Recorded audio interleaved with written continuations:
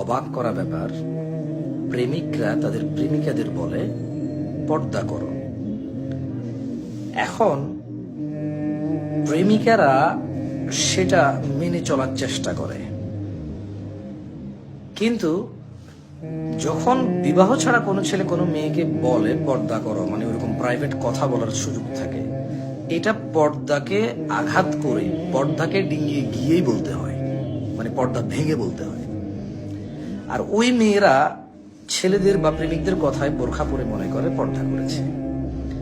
আসলে যদি ওই কথা মেনে নিতে হয় প্রেমিকাদের যে পর্দা করতে হবে, তাহলে এই ছেলের সাথে আর কখনোই কথা বলা যাবে না, মেসেজ করা যাবে না, কথা বলা যাবে না, এটাও বলা যাবে না যে 2 বছর পরে বিয়ে হলে তারপরে কথা বলবো, দরকার নাই।